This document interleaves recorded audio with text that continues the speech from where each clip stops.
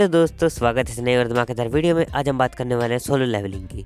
यहाँ हमें एक सिटी का सीन दिखाया जाता है जहाँ सिटी में एकदम पोर्टल का ओपन हो जाता है। इस पोर्टल के अंदर से कुछ हरे रंग के और कुछ अलग अलग मॉन्स्टर निकलने लगते हैं, जिन मॉन्स्टर पर हमारे इंसानी वेपन्स का कोई असर नहीं हो रहा होता और यहाँ पे सिर्फ उन पे मैजिक्स का ही असर हो रहा होता है। और यहाँ पे उन मैजिक अवेकनर्स को हंटर्स कहा जाता है। हंटर्स डंजन को क्लियर करते हैं। हंटर्स कुछ लेवल के होते हैं, A B C D S rank सबसे ज़्यादा स्ट्रॉन्गेस्ट होती है। ये हमारा मेन कैरेक्टर जिसका नाम ई रैंक मतलब ई रैंक पे है, इसका नाम क्या है कैरेक्टर, उसने एक ई रैंक के टैलेंट को मतलब ई रैंक में आया है। और ये हमारे हीरो का नाम है जिनवू। यहाँ पे हमें कुछ ED रैंक वाले बंदे यहाँ पे एक खतरनाक मोस्टर आंट मोस्टर के साथ लड़ रहे होते हैं, क्योंकि ये आंट मोस्टर अटैक करने वाली होती है सिटी पर। और ये आंट मोस्टर एक मोस्टर मतलब एक बंदे को मारने वाली होती है। जब भी वहाँ पे 3 S रैंक के प्लेयर्स आके उस बंदे को बचा लेते हैं और उस बंदे से कहते हैं तुम्हें ऐसे लड़ना नहीं चाहिए, और एक बंदा आकर उसे हीलिंग मैजिक से हील करने लगता है। और यहाँ पे एक वाइट कलर सिल्वर से कलर की आंट आ जाती है और एस रैंक इसको देखकर कुछ ही देर में वे एस रैंक के बंदे उसे सिर्फ अपने हाथों से ही मार देते हैं। और यह देखकर दूसरे बंदों में भी कॉन्फिडेंस आ जाता है और बहुत सारी वाइट आंट्स भी आ जाती हैं। और जो एस रैंक के प्लेयर्स होते हैं वह अपनी सुपर टैलेंट्स को अवेकन कर रखते हैं, इसलिए वह अपनी और पावर का यूज करते हुए अटैक कर रहे होते हैं। यहाँ पे सिटी में भी बहुत सारे ब्लैक आंट और मतलब रेड आंट और वाइट आंट ने अटैक कर दिया होता है। यहाँ पे एक बंदा उनके ऊपर एक फायर मैजिक का यूज़ करता है, जिससे रेड आंट तो बहुत ज़्यादा जल्दी ही मर रही होती है, लेकिन वाइट आंट को कोई फ़र्क नहीं पड़ता। और अब यहाँ पे लोगों को मारना शुरू कर देते हैं। यहाँ प्रेजेंट डे का सीन दिखाया जाता है, जहाँ पे एक डंजन ओपन हुई होती है और ये डंजन एक कंस्ट्रक्शन एरिया में ओपन हुई होती है, इसलिए डंजन को जल्दी ही क्लियर करने की मिली होती है।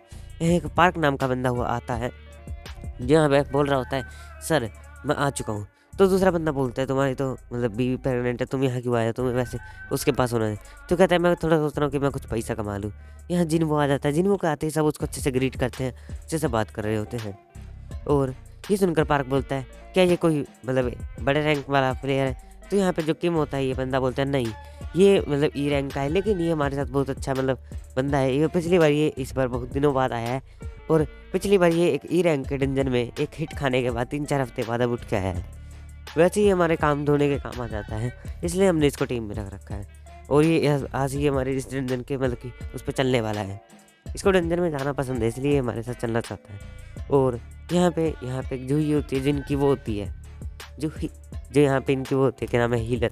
वो कह रही होती है तुम इतने दिन बाद फिर से ही डंजन मारे हो, क्योंकि डंजन थोड़ी सी बड़ी होती है। मेरे ख्याल से ये डंजन थी D रैंक की, पता नहीं D रैंक की थी, हाँ D-C रैंक की होती है। जो ये इससे कह रही होती है कि तुम्हारे घाव ठीक हो गए, क्योंकि जो ये हमारा हीरो होता है ये बिना हीलर के तो हर बार मर ही जाता है, क्योंकि ये इतना स्ट्रॉन्ग नहीं होता कि ये हर बार जीत सके। यहाँ पे वे मतलब खड़े होते हैं और अब पोर्टल के अंदर जाना शुरू कर देते हैं। और यहाँ पे हमारा हीरो पोर्टल जाने से पहले अपने डैगर को देख रहा होता है, जो इसने बहुत ज़्यादा महंगा ही खरीदा होता है, लेकिन इसके पास ज़्यादा पैसे नहीं होते, इसलिए इसने मतलब इसके लिए तो बहुत ज़्यादा महंगा होता है, लेकिन दूसरे बंदे के लिए बहुत ज़्यादा सस्ता होता है। यह हमारा यहाँ अंडर एसोसिएशन का सीन दिखाया जाता है, जहाँ पे एक बंदा बैठा होता है और अपने दूसरे बंदे से बोल रहा होता है कि ये जो मैजिक जैम्स हैं ये बहुत ज़्यादा ही सुंदर हैं और अब हम इन मैजिक जैम्स से कुछ ना कुछ तो करेंगे। और यहाँ पे हमें दिखाया जाता है कि यहाँ पे मैजिक जैम्स और मैजिक क्रिस्टल भी होते हैं। मैजिक जैम्स मैजिक के यूज़ करने में काम आते हैं और मैजिक क्रिस्टल भी बहुत ज़्यादा ही महंगे होते हैं। ये हमारे हीरो ने एक मोस्टर को मारकर उसका ई रैंक का मोस्टर को मारकर एक वो उसका कोर ले लिया होता है। यहाँ पे उसके ऊपर एक मोस्टर अटैक करता है, जहाँ पे उस मोस्टर पे हमारा हीरो अटैक करता है, लेकिन उसका डैगर ही टूट जाता है और वो मोस्टर हमारे हीरो के पेट में तलवार को मार देता है और हमारा हीरो वहीं पे बहुत ज़्यादा घायल हो जाता है। वहीं पे पार्क उसकी मदद करने के लिए आता है, लेकिन हमारा हीरो बहुत ज़्यादा ही घायल हो चुका होता है, तो सजू ही को उसे हील करना पड़ता है। और यहाँ पे वो हमारा हीरो देख रहा होता है कि जो बड़े बड़े हीलर मतलब कि इनकी टीम के मेंबर्स होते हैं वे बड़े बड़े मोस्टर्स को मार रहे होते हैं, जो D रैंक के मोस्टर होते हैं। और यहाँ पे अलग अलग क्लिस्टर की अलग अलग कीमत होती है और जो इनके बॉस होते हैं इनमें मैजिकल क्रिस्टल सबसे बड़ा होता है। माना क्रिस्टल एक मैजिक जेम्स है। जो माना क्रिस्टल है वो इतना ज़्यादा काम का नहीं है, लेकिन जितना मैजिक जेम्स है वो बहुत ज़्यादा काम की चीज़ है। ये हमें ऐसा पता चलता है क्योंकि ये बंदे मैजिक जेम्स के बारे में बात कर रहे होते हैं कि अगर हम इस मैजिक जेम्स का ठीक से यूज कर पाए तो हम पोल्यूशन और चीज़ों को रोक सकते हैं। मैजिक जेम्स का असली यूज़ थोड़ी अलग बात करी थी, लेकिन मैं बता देता हूँ। इसलिए मैजिक जेम्स का इसलिए यूज़ करना चाहते हैं कि एक थंडर एनर्जी को पैदा करे। थंडर एनर्जी से क्या होगा, थंडर एनर्जी को अगर इससे पैदा करेंगे तो हमें जो बहुत सारी चीज़ें करने की जरूरत पड़ती है फिर ऐसी नहीं होगी। अब फायर मैजिक हो गया, ऐसा लकड़ियाँ जलानी पड़ती है फायर के लिए, ऐसी बात कर रहे होते हैं। तो हम इस फायर मैजिक से तो अपना फायर जला सकते हैं, लकड़ियों की जरूरत नहीं पड़ेगी। इसके बाद हमारा हीरो अपना ई रैंक का स्टोन को देख रहा होता है और जो ही उसे हील करते हुए बोल रही होती है, तुम वैसे भी क्यों डंजन में आते हो, तुम तो वैसे भी एक ई रैंक के मोस्टर को भी नहीं मार सकते। और यहाँ पे वो बंदे बोलते हैं कि यहाँ पे आओ, इधर एक गुफा सी है, लगता है ये डंजन का मतलब कि बॉस का इलाका है, तो हमें यहाँ चलना चाहिए। और वैसे भी लगता है ये कोई डंजन खुल गई है, डी रैंक के डंजन में लगता है कोई सी या डी रैंक के डंजन खुल गई है। तो किम बोलता है लगता है हमें अपने हंटर एसोसिएशन को पहले वो करना चाहिए इन्फॉर्म, कि वो यहाँ पे आकर एक बार चेक कर ले इस जगह को। लेकिन हम वे सोचते हैं चलो हम वोटिंग कर लेते हैं, वोटिंग करने से साफ पता चल जाएगा कि अब कौन जाने वाला है। यहाँ पे हमारे जुनवी का वोट ही रह जा चुका होता है, क्योंकि हमारा हीरो यहाँ पे हीरो को पूछा जाता है कि क्या आप जानना चाहते हैं। हीरो अपने घर वालों के बारे में सोचता है और सोच रहा होता है कि मुझे और ई रैंक के क्रिस्टल मिलेंगे, तो वो यहाँ पे हाँ कर देता है। और अब यहाँ पे सबको चलना होता है क्योंकि वोट हो रहे होते हैं। और यहाँ पे हमें दिखाया जाता है जहाँ पे हमारा हीरो बता रहा होता है यहाँ पे अब दुनिया में बहुत सारे लोग अवेकन हुए हैं, बहुत सारे लोग को अलग अलग पावर्स मिली है, लेकिन मैं इतना स्ट्रॉन्ग पता नहीं क्यों नहीं हूँ। और मैं इतना स्ट्रॉन्ग होना चाहिए था कि मैं एक मॉन्स्टर को तो मार सकूँ।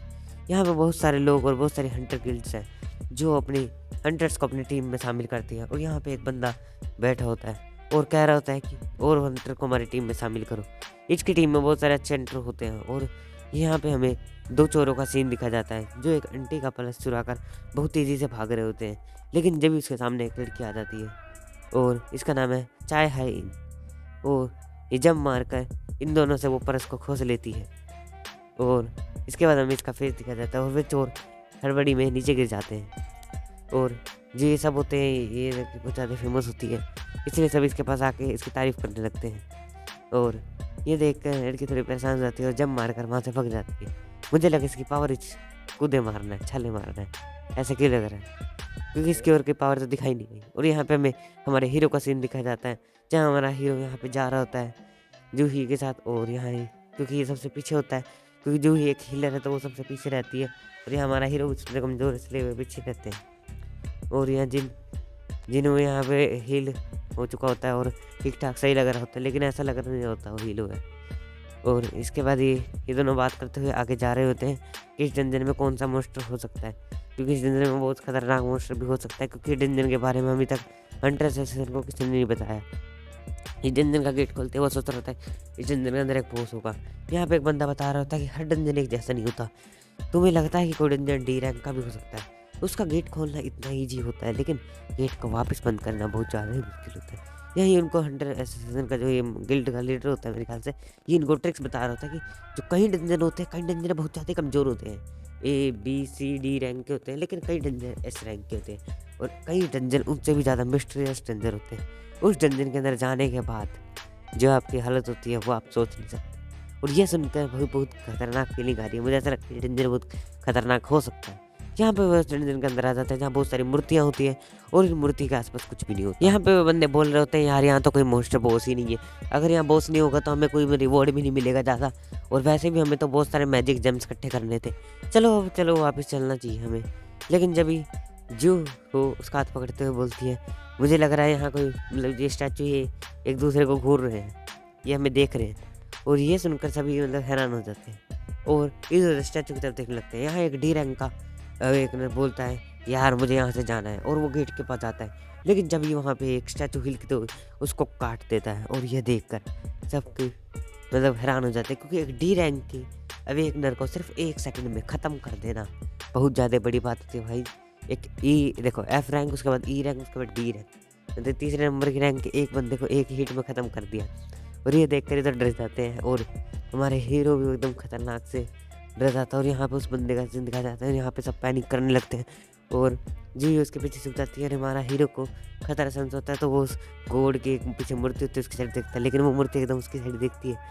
और यहाँ हमारा हीरो एकदम हैरान हो जाता है।